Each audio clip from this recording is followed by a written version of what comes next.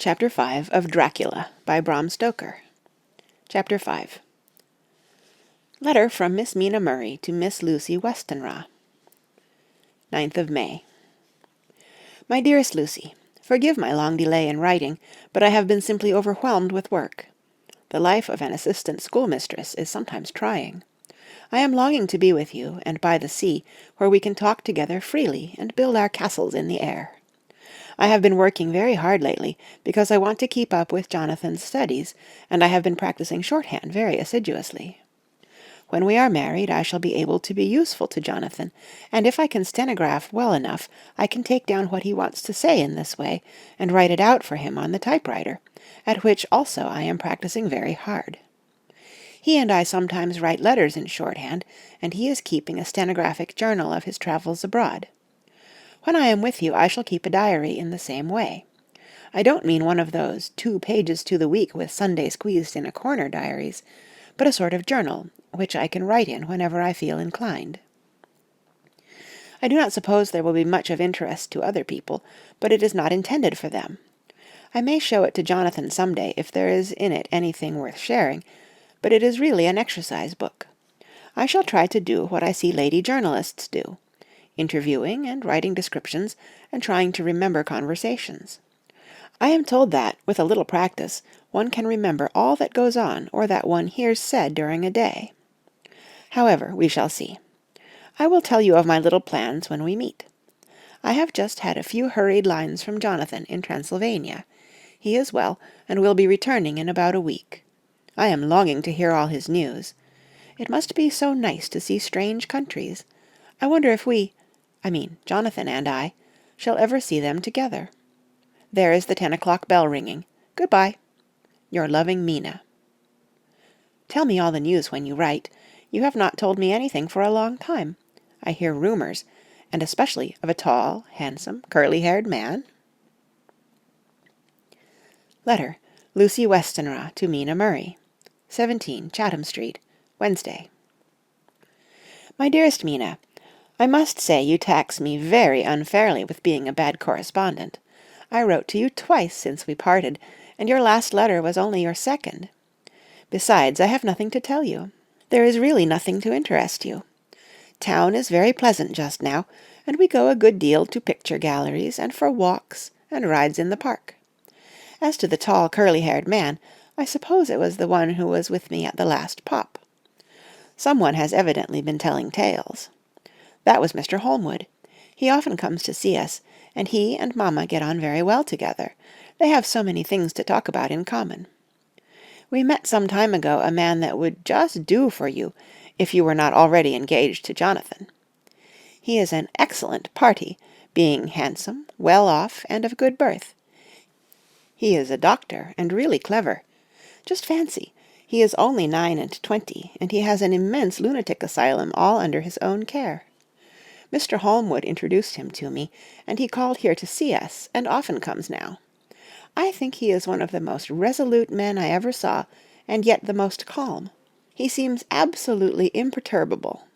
I can fancy what a wonderful power he must have over his patients. He has a curious habit of looking one straight in the face, as if trying to read one's thoughts. He tries this on very much with me, but I flatter myself he has got a tough nut to crack. I know that from my glass. Do you ever try to read your own face?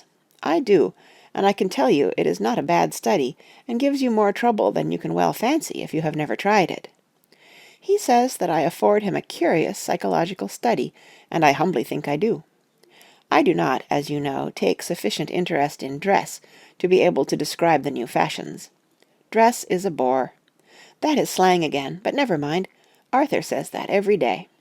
There, it is all out. Mina, we have told all our secrets to each other since we were children. We have slept together and eaten together, and laughed and cried together, and now, though I have spoken, I would like to speak more. Oh, Mina, couldn't you guess? I love him. I am blushing as I write, for although I think he loves me, he has not told me so in words. But oh, Mina, I love him, I love him, I love him. There, that does me good. I wish I were with you, dear, sitting by the fire undressing, as we used to sit, and I would try to tell you what I feel. I do not know how I am writing this even to you. I am afraid to stop, or I should tear up the letter, and I don't want to stop, for I do so want to tell you all. Let me hear from you at once, and tell me all that you think about it. Mina, I must stop. Good night. Bless me in your prayers, and Mina, pray for my happiness. Lucy. P.S. I need not tell you this is a secret. Good night again. L. Letter. Lucy Westenra to Mina Murray, 24th of May. My dearest Mina, thanks, and thanks, and thanks again for your sweet letter. It was so nice to be able to tell you and to have your sympathy. My dear, it never rains but it pours. How true the old proverbs are. Here am I, who shall be 20 in September, and yet I never had a proposal till to-day, not a real proposal, and to-day I have had 3. Just fancy, 3 proposals in one day. Isn't it awful? I feel sorry, really and truly sorry, for 2 of the poor fellows. Oh, Mina, I am so happy that I don't know what to do with myself. And 3 proposals! But for goodness sake, don't tell any of the girls, or they would be getting all sorts of extravagant ideas, and imagining themselves injured and slighted if in their very first day at home they did not get 6 at least. Some girls are so vain. You and I, Mina dear, who are engaged, and are going to settle down soon soberly into old married women, can despise vanity. Well, I must tell you about the 3, but you must keep it a secret, dear, from everyone, except, of course, Jonathan. You will tell him, because I would, if I were in your place, certainly tell Arthur. A woman ought to tell her husband everything, don't you think so, dear? And I must be fair. Men like women, certainly their wives, to be quite as fair as they are, and women, I am afraid, are not always quite as fair as they should be. Well, my dear, number 1 came just before lunch. I told you of him, Dr. John Seward, the lunatic asylum man with the strong jaw and the good forehead. He was very cool outwardly, but was nervous all the same. He had evidently been schooling himself as to all sorts of little things, and remembered them, but he almost managed to sit down on his silk hat, which men don't generally do when they are cool, and then when he wanted to appear at ease he kept playing with a lancet in a way that made me nearly scream. He spoke to me, Mina, very straightforwardly. He told me how dear I was to him, though he had known me so little, and what his life would be with me to help and cheer him. He was going to tell me how unhappy he would be if I did not care for him, but when he saw me cry he said that he was a brute, and would not add to my present trouble. Then he broke off and asked if I could love him in time, and when I shook my head his hands trembled, and then with some hesitation he asked me if I cared already for anyone else. He put it very nicely, saying that he did not want to wring my confidence from me, but only to know, because if a woman's heart was free a man might have hope. And then, Mina, I felt a sort of duty to tell him that there was someone. I only told him that much, and then he stood up, and he looked very strong and very grave as he took both my hands in his, and said he hoped I would be happy, and that if I ever wanted a friend I must count him one of my best. Oh, Mina dear, I can't help crying, and you must excuse this letter being all blotted. Being proposed to is all very nice, and all that sort of thing, but it isn't at all a happy thing when you have to see a poor fellow, whom you know loves you honestly, going away and looking all broken-hearted, and to know that, no matter what he may say at the moment, you are passing quite out of his life. My dear, I must stop here at present, I feel so miserable, though I am so happy. Evening. Arthur has just gone, and I feel in better spirits than when I left off, so I can go on telling you about the day. Well, my dear, number 2 came after lunch. He is such a nice fellow, an American from Texas, and he looks so young and so fresh that it seems impossible that he has been to so many places and has had such adventures. I sympathize with poor Desdemona when she had such a dangerous stream poured into her ear, even by a black man. I suppose that we women are such cowards that we think a man will save us from fears, and we marry him. I now know what I would do if I were a man and wanted to make a girl love me. No, I don't, for there was Mr. Morris telling us his stories, and Arthur never told any, and yet... My dear, I am somewhat previous. Mr. Quincy P. Morris found me alone. It seems that a man always does find a girl alone. No, he doesn't, for Arthur tried twice to make a chance, and I helping him all I could. I am not ashamed to say it now. I must tell you beforehand that Mr. Morris doesn't always speak slang. That is to say, he never does so to strangers, or before them, for he is really well educated, and has exquisite manners. But he found out that it amused me to hear him talk American slang, and whenever I was present, and there was no one to be shocked, he said such funny things. I am afraid, my dear, he has to invent it all, for it fits exactly into whatever else he has to say. But this is a way slang has. I do not know myself if I shall ever speak slang. I do not know if Arthur likes it, as I have never heard him use any as yet. Well, Mr. Morris sat down beside me, and looked as happy and jolly as he could, but I could see all the same that he was very nervous. He took my hand in his, and said ever so sweetly, "Miss Lucy, I know I ain't good enough to regulate the fixin's of your little shoes, but I guess if you wait till you find a man that is, you will go join them 7 young women with the lamps when you quit. Won't you just hitch up alongside of me and let us go down the long road together, driving in double harness?" Well, he did look so good-humoured and so jolly that it didn't seem half so hard to refuse him as it did poor Dr. Seward. So I said, as lightly as I could, that I did not know anything of hitching, and that I wasn't broken to harness at all yet. Then he said that he had spoken in a light manner, and he hoped that if he had made a mistake in doing so on so grave, so momentous an occasion for him, I would forgive him. He really did look serious when he was saying it, and I couldn't help feeling a bit serious too. I know, Mina, you will think me a horrid flirt, though I couldn't help feeling a sort of exultation that he was number 2 in one day. And then, my dear, before I could say a word, he began pouring out a perfect torrent of love-making, laying his very heart and soul at my feet. He looked so earnest over it that I shall never again think that a man must be playful always, and never earnest, because he is merry at times. I suppose he saw something in my face which checked him, for he suddenly stopped, and said with a sort of manly fervour that I could have loved him for, if I had been free. "Lucy, you are an honest-hearted girl, I know. I should not be here speaking to you as I am now, if I did not believe you clean grit, right through to the very depths of your soul. Tell me, like one good fellow to another, is there anyone else that you care for? And if there is, I'll never trouble you a hair's breadth again, but will be, if you will let me, a very faithful friend." My dear Mina, why are men so noble when we women are so little worthy of them? Here was I almost making fun of this great-hearted true gentleman. I burst into tears. I am afraid, my dear, you will think this a very sloppy letter in more ways than one. And I really felt very badly. Why can't they let a girl marry 3 men, or as many as want her, and save all this trouble? But this is heresy, and I must not say it. I am glad to say that, though I was crying, I was able to look into Mr. Morris's brave eyes, and I told him out straight. Yes, there is someone I love, though he has not told me yet that he even loves me. I was right to speak to him so frankly, for quite a light came into his face, and he put out both his hands and took mine, I think I put them into his, and said in a hearty way, "That's my brave girl. It's better worth being late for a chance of winning you than being in time for any other girl in the world. Don't cry, my dear. If it's for me, I'm a hard nut to crack, and I take it standing up. If that other fellow doesn't know his happiness, well, he'd better look for it soon, or he'll have to deal with me. Little girl, your honesty and pluck have made me a friend, and that's rarer than a lover. It's more unselfish, anyhow. My dear, I'm going to have a pretty lonely walk between this and kingdom come. Won't you give me one kiss?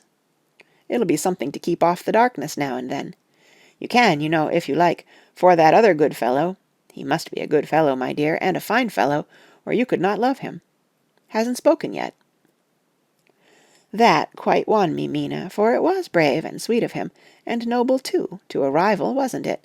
And he so sad, so I leant over and kissed him. He stood up with my 2 hands in his, and as he looked down into my face, I am afraid I was blushing very much, he said, "Little girl, I hold your hand, and you have kissed me, and if these things don't make us friends, nothing ever will. Thank you for your sweet honesty to me, and good-bye." He wrung my hand, and, taking up his hat, went straight out of the room without looking back, without a tear or a quiver or a pause. And I am crying like a baby. Oh, why must a man like that be made unhappy, when there are lots of girls about who would worship the very ground he trod on? I know I would if I were free, only I don't want to be free. My dear, this quite upset me, and I feel I cannot write of happiness just at once, after telling you of it, and I don't wish to tell of the number 3 until it can be all happy. Ever your loving, Lucy. P.S. Oh, about number 3.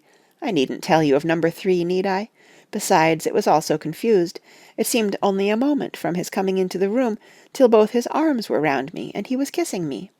I am very, very happy, and I don't know what I have done to deserve it. I must only try in the future to show that I am not ungrateful to God for all his goodness to me in sending to me such a lover, such a husband, and such a friend. Good-bye. Dr. Seward's Diary, kept in phonograph. 25th of May. Ebb tide in appetite today. Cannot eat, cannot rest, so diary instead. Since my rebuff of yesterday, I have a sort of empty feeling. Nothing in the world seems of sufficient importance to be worth doing.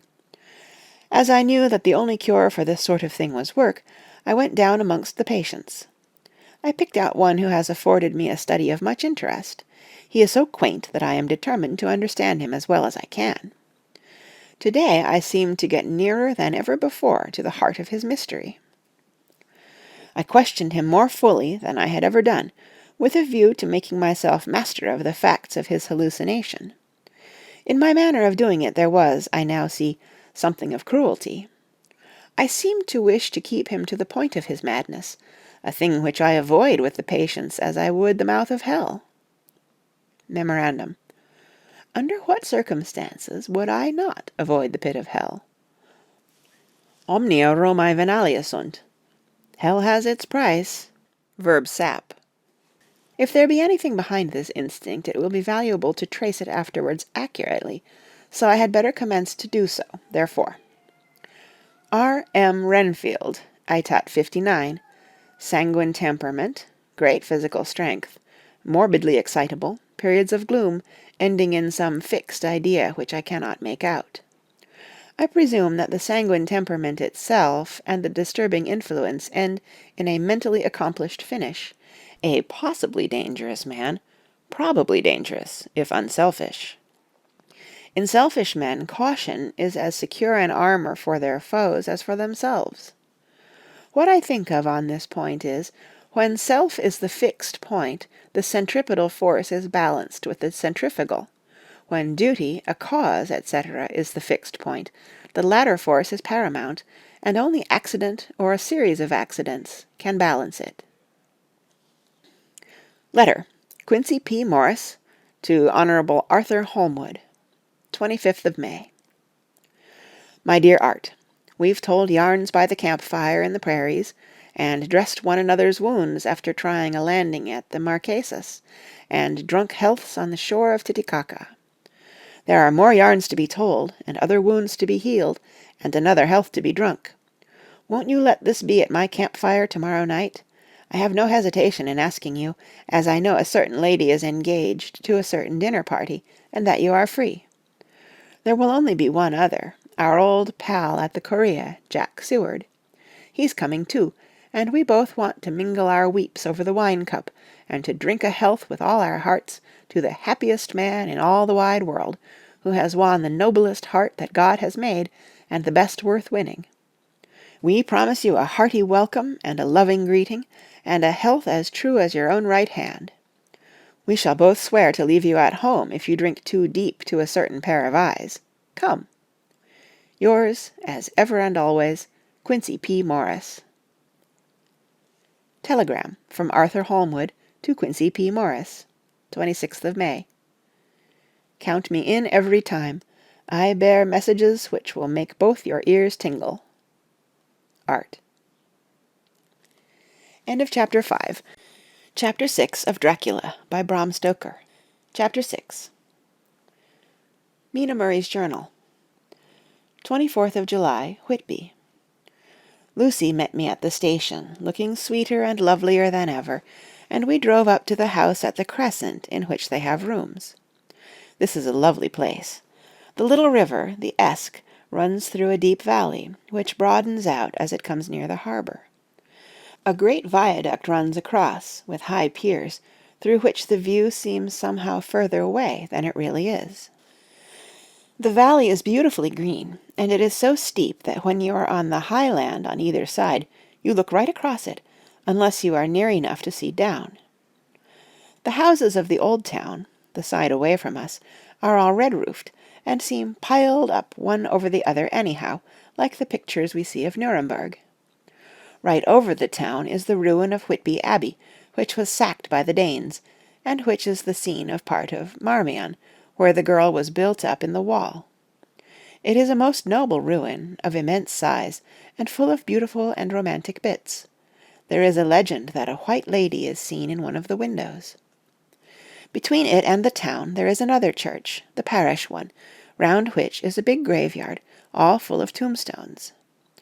This is to my mind the nicest spot in Whitby, for it lies right over the town, and has a full view of the harbour and all up the bay to where the headland called Kettleness stretches out into the sea. It descends so steeply over the harbour that part of the bank has fallen away, and some of the graves have been destroyed. In one place, part of the stonework of the graves stretches out over the sandy pathway far below. There are walks, with seats beside them, through the churchyard, and people go and sit there all day long, looking at the beautiful view and enjoying the breeze. I shall come and sit here very often myself, and work. Indeed, I am writing now, with my book on my knee, and listening to the talk of 3 old men who are sitting beside me. They seem to do nothing all day but sit up here and talk. The harbour lies below me, with, on the far side, one long granite wall stretching out into the sea, with a curve outwards at the end of it, in the middle of which is a lighthouse. A heavy sea wall runs along outside of it. On the near side the sea wall makes an elbow crooked inversely, and its end too has a lighthouse. Between the 2 piers there is a narrow opening into the harbour, which then suddenly widens. It is nice at high water, but when the tide is out it shoals away to nothing, and there is merely the stream of the Esk, running between banks of sand, with rocks here and there. Outside the harbour on this side there rises for about half a mile a great reef, the sharp edge of which runs straight out from behind the south lighthouse. At the end of it is a buoy with a bell, which swings in bad weather, and sends in a mournful sound on the wind. They have a legend here that when a ship is lost, bells are heard out at sea. I must ask the old man about this. He is coming this way. He is a funny old man. He must be awfully old, for his face is all gnarled and twisted like the bark of a tree. He tells me that he is nearly 100, and that he was a sailor in the Greenland fishing fleet when Waterloo was fought. He is, I am afraid, a very sceptical person, for when I asked him about the bells at sea and the white lady at the Abbey, he said very brusquely, "I wouldn't fash mysel' about them, miss. Them things be all wore out. Mind, I don't say that they never was, but I do say that they wasn't in my time. They be all very well for cummers and trippers and the like, but not for a nice young lady like you. Them feet folks from York and Leeds, that be always eatin' cured herrin's and drinkin' tea and lookin' out to buy cheap jet would creed aught. I wonder mysel' who'd be bothered tellin' lies to them, even the newspapers, which is full of fool talk." I thought he would be a good person to learn interesting things from, so I asked him if he would mind telling me something about the whale fishing in the old days. He was just settling himself to begin when the clock struck 6, whereupon he laboured to get up, and said, "I must gang againwards home now, miss. My granddaughter doesn't like to be kept waitin' when the tea is ready, for it takes me time to crammel aboon the grees, for there be a many of 'em, and, miss, I lack belly timber sairly by the clock." He hobbled away, and I could see him hurrying, as well as he could, down the steps. The steps are a great feature on the place. They lead from the town up to the church. There are hundreds of them, I do not know how many, and they wind up in a delicate curve. The slope is so gentle that a horse could easily walk up and down them.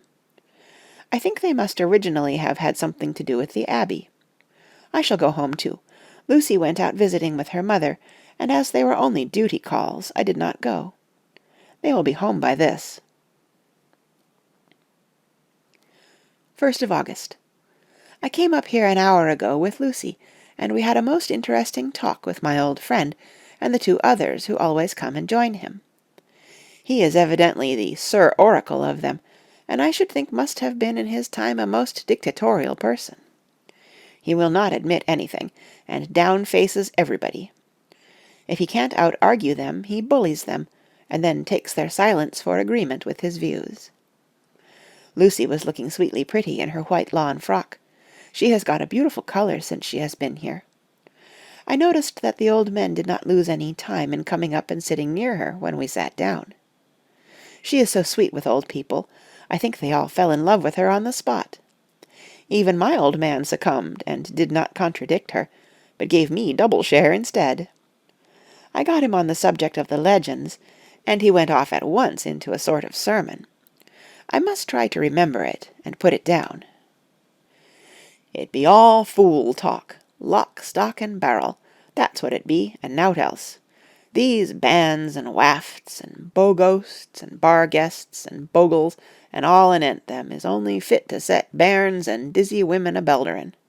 They be nowt but airblebs.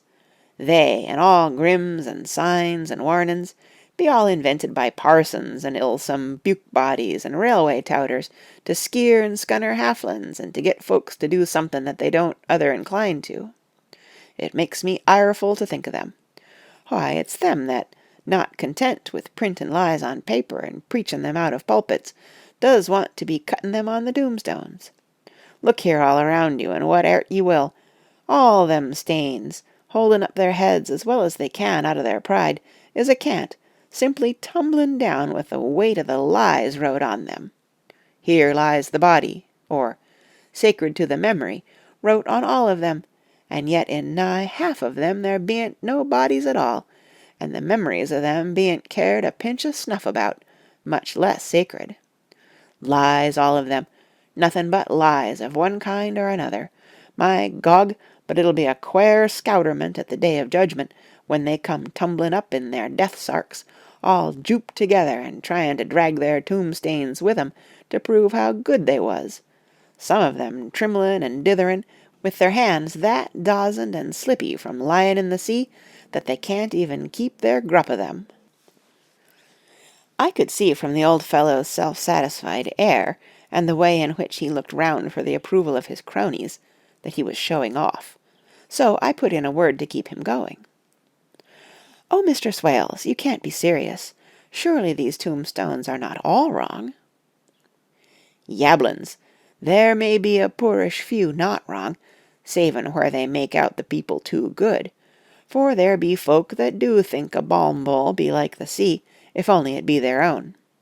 The whole thing be only lies. Now look you here, you come a stranger, and you see this kirkgarth." I nodded, for I thought it better to assent, though I did not quite understand his dialect. I knew it had something to do with the church. He went on. "And you consate that all these stains be aboon folk that happed here, snod and snog." I assented again. "Then that be just where the lie comes in. Why, there be scores of these lay beds that be tomb as old Dun's bacca-box on Friday night." He nudged one of his companions, and they all laughed. "And my Gog, how could they be otherwise? Look at that one, the aftest abaft the beer bank. Read it." I went over and read, "Edward Spenceley, Master Mariner, murdered by pirates off the coast of Andres, April, 1854, age 30. When I came back, Mr. Swales went on. "Who brought him home, I wonder, to hap him here? Murdered off the coast of Andres, and you consated his body lay under. Why, I could name ye a dozen whose bones lie in the Greenland seas above," he pointed northwards, "or where the currents may have drifted them. There be the stains around ye. Ye can, with your young eyes, read the small print of the lies from here. This Braithwaite Lowry, I knew his father, lost in the Lively off Greenland in '20, or Andrew Woodhouse, drowned in the same seas in 1777, or John Paxton, drowned off Cape Farewell a year later, or old John Rawlings, whose grandfather sailed with me, drowned in the Gulf of Finland in '50. Do you think that all these men will have to make a rush to Whitby when the trumpet sounds? I have me antherums aboot it. I tell ye that when they got here they'd be jomlin' and jostlin' one another that way, it'd be like a fight up on the ice in the old days, when we'd be at one another from daylight to dark, and tryin' to tie up our cuts by the light of the aurora borealis." This was evidently local pleasantry, for the old man cackled over it, and his cronies joined in with gusto. "But," I said, "surely you are not quite correct, for you start on the assumption that all the poor people, or their spirits, will have to take their tombstones with them on the Day of Judgment. Do you think that will be really necessary?" "Well, what else be they tombstones for? Answer me that, miss." "To please their relatives, I suppose." "To please their relatives, you suppose!" This he said with intense scorn. "How will it pleasure their relatives to know that lies is wrote over them, and that everybody in the place knows that they be lies?" He pointed to a stone at our feet, which had been laid down as a slab, on which the seat was rested, close to the edge of the cliff. "Read the lies on that thruffstein," he said. The letters were upside down to me from where I sat, but Lucy was more opposite to them, so she leant over and read: "Sacred to the memory of George Cannon, who died, in the hope of a glorious resurrection, on July 29, 1873, falling from the rocks at Kettleness. This tomb was erected by his sorrowing mother to her dearly beloved son. He was the only son of his mother, and she was a widow." "Really, Mr. Swales, I don't see anything very funny in that." She spoke her comment very gravely and somewhat severely. "You don't see aught funny? Ha ha! But that's because you don't gom the sorrowing mother was a hell cat that hated him because he was a crook, a regular lammeter he was, and he hated her so that he committed suicide in order that she mightn't get an insurance she put on his life. He blew nigh the top of his head off with an old musket that they had for scaring the crows with. 'Twarn't for crows then, for it brought the clegs and the doups to him. That's the way he fell off the rocks. And as to hopes of a glorious resurrection, I've often heard him say mysel that he hoped he'd go to hell, for his mother was so pious that she'd be sure to go to heaven, and he didn't want to addle where she was. Now isn't that stane, at any rate," he hammered it with his stick as he spoke, "a pack of lies, and won't it make Gabriel keckle when Geordie comes panting up the grease with the tombstane balanced on his hump, and asks it to be took as evidence?" I did not know what to say, but Lucy turned the conversation as she said, rising up, "Oh, why did you tell us of this? It is my favourite seat, and I cannot leave it, and now I find I must go on sitting over the grave of a suicide." "That won't harm ye, my pretty, and it may make poor Geordie gladsome to have so trim a lass sitting on his lap. That won't hurt ye. Why, I've sat here off and on for nigh 20 years past, and it hasn't done me no harm. Don't you fash about them as lies under ye, or that doesn't lie in there either. It'll be time for ye to be getting scart when ye see the tombstanes all run away with, and the place as bare as a stubble field. There's the clock, and I must gang. My service to ye, ladies." And off he hobbled. Lucy and I sat a while, and it was all so beautiful before us that we took hands as we sat, and she told me all over again about Arthur and their coming marriage. That made me just a little heartsick, for I haven't heard from Jonathan for a whole month. That same day. I came up here alone, for I am very sad. There was no letter for me. I hope there cannot be anything the matter with Jonathan. The clock has just struck 9. I see the lights scattered all over the town, sometimes in rows where the streets are, and sometimes singly. They run right up the Esk and die away in the curve of the valley. To my left the view is cut off by a black line of roof of the old house next the abbey. The sheep and lambs are bleating in the fields away behind me, and there is a clatter of a donkey's hoofs up the paved road below. The band on the pier is playing a harsh waltz in good time, and further along the quay there is a Salvation Army meeting in a back street. Neither of the bands hears the other, but up here I hear and see them both. I wonder where Jonathan is, and if he is thinking of me. I wish he were here. Dr. Seward's Diary, 5th of June. The case of Renfield grows more interesting the more I get to understand the man. He has certain qualities very largely developed: selfishness, secrecy, and purpose. I wish I could get at what is the object of the latter. He seems to have some settled scheme of his own, but what it is I do not yet know. His redeeming quality is a love of animals, though. Indeed, he has such curious turns in it that I sometimes imagine he is only abnormally cruel. His pets are of odd sorts. Just now his hobby is catching flies. He has at present such a quantity that I have had myself to expostulate. To my astonishment, he did not break out into a fury as I expected, but took the matter in simple seriousness. He thought for a moment, and then said, "May I have 3 days? I shall clear them away." Of course I said that would do.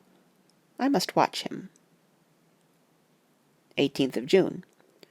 He has turned his mind now to spiders, and has got several very big fellows in a box. He keeps feeding them with his flies, and the number of the latter is becoming sensibly diminished, although he has used half his food in attracting more flies from outside to his room. 1st of July. His spiders are now becoming as great a nuisance as his flies, and today I told him that he must get rid of them. He looked very sad at this, so I said that he must clear out some of them, at all events. He cheerfully acquiesced in this, and I gave him the same time as before for reduction. He disgusted me much while with him, for when a horrid blowfly, bloated with some carrion food, buzzed into the room, he caught it, held it exultantly for a few moments between his finger and thumb, and, before I knew what he was going to do, put it in his mouth and ate it. I scolded him for it, but he argued quietly that it was very good and very wholesome, that it was life, strong life, and gave life to him. This gave me an idea, or the rudiment of one. I must watch how he gets rid of his spiders. He has evidently some deep problem in his mind, for he keeps a little notebook in which he is always jotting down something. Whole pages of it are filled with masses of figures, generally single numbers added up in batches, and then the totals added in batches again, as though he were focusing some account, as the auditors put it. 8th of July. There is a method in his madness, and the rudimentary idea in my mind is growing. It will be a whole idea soon, and then, oh, unconscious cerebration, you will have to give the wall to your conscious brother. I kept away from my friend for a few days, so that I might notice if there were any change. Things remain as they were, except that he has parted with some of his pets and got a new one. He has managed to get a sparrow, and has already partially tamed it. His means of taming is simple, for already the spiders have diminished. Those that do remain, however, are well fed, for he still brings in the flies by tempting them with his food. 19th of July. We are progressing.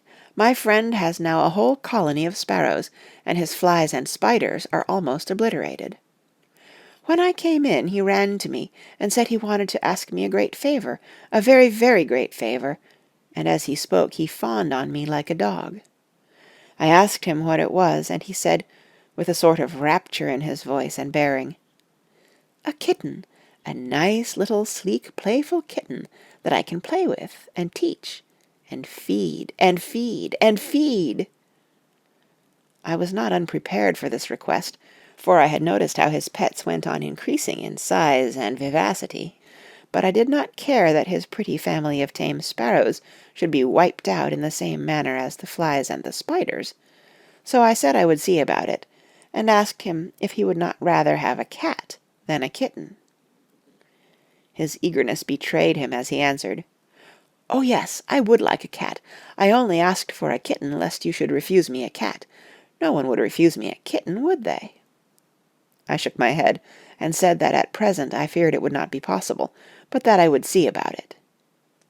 His face fell, and I could see a warning of danger in it, for there was a sudden fierce, sidelong look which meant killing. The man is an undeveloped homicidal maniac. I shall test him with his present craving, and see how it will work out. Then I shall know more. 10 p.m. I have visited him again, and found him sitting in a corner, brooding. When I came in, he threw himself on his knees before me, and implored me to let him have a cat, that his salvation depended upon it. I was firm, however, and told him that he could not have it, whereupon he went without a word, and sat down, gnawing his fingers, in the corner where I had found him. I shall see him in the morning early.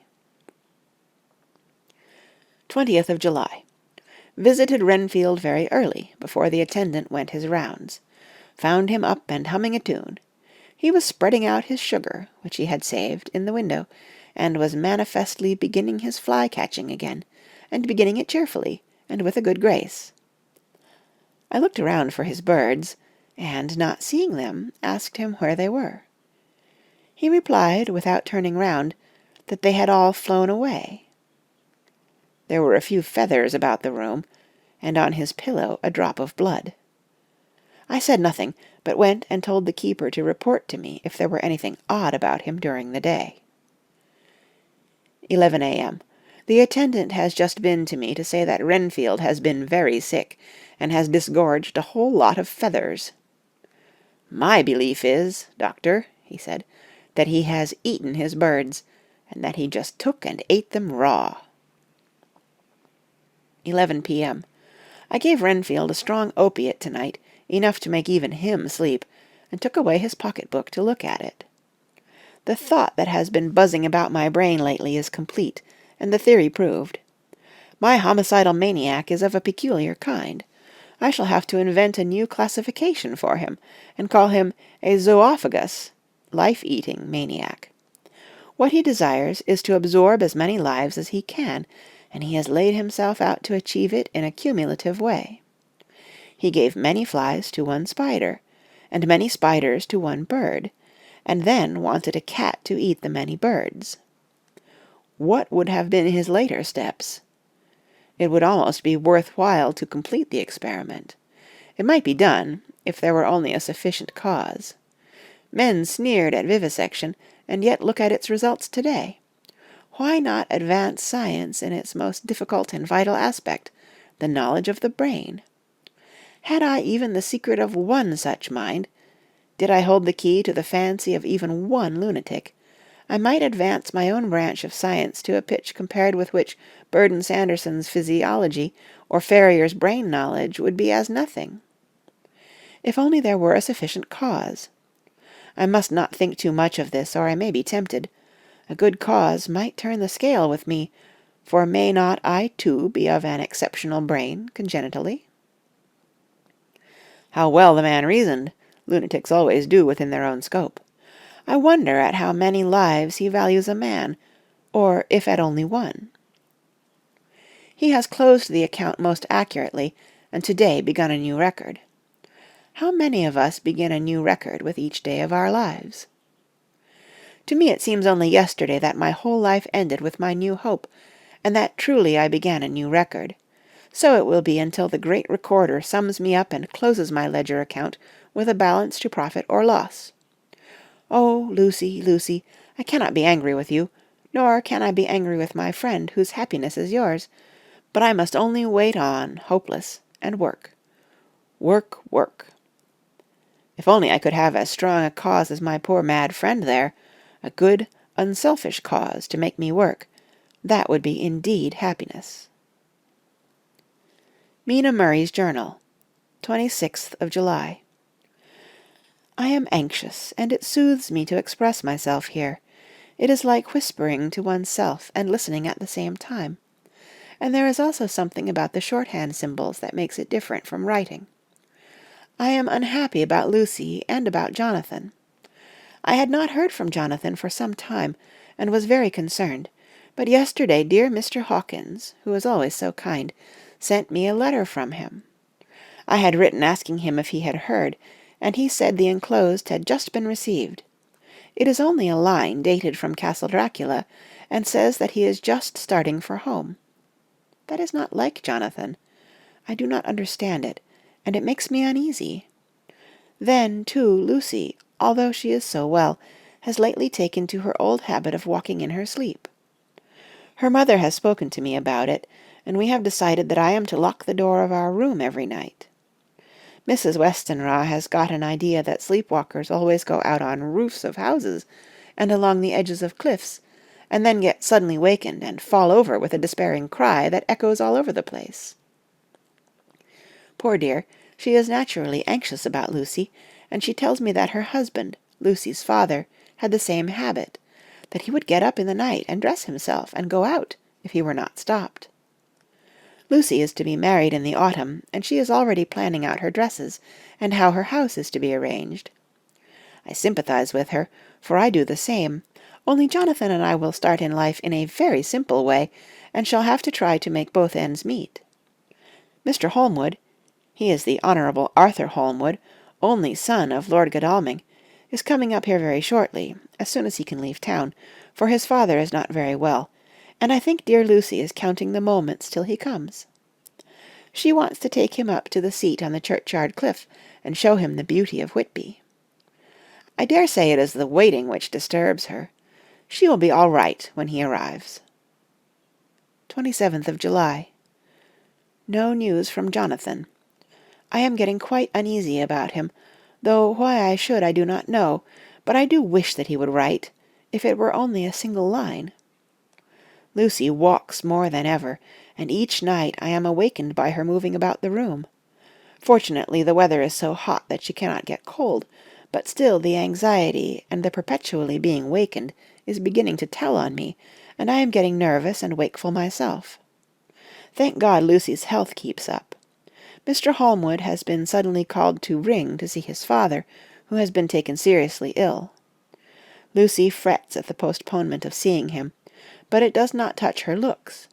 She is a trifle stouter, and her cheeks are a lovely rose pink. She has lost that anemic look which she had. I pray it will all last. 3rd of August. Another week gone, and no news from Jonathan, not even to Mr. Hawkins, from whom I have heard. Oh, I do hope he is not ill. He surely would have written. I look at that last letter of his, but somehow it does not satisfy me. It does not read like him, and yet it is his writing. There is no mistake of that. Lucy has not walked much in her sleep the last week, but there is an odd concentration about her which I do not understand. Even in her sleep she seems to be watching me. She tries the door, and, finding it locked, goes about the room searching for the key. 6th of August. Another 3 days, and no news. This suspense is getting dreadful. If I only knew where to write to, or where to go to, I should feel easier, but no one has heard a word of Jonathan since that last letter. I must only pray to God for patience. Lucy is more excitable than ever, but is otherwise well. Last night was very threatening, and the fishermen say that we are in for a storm.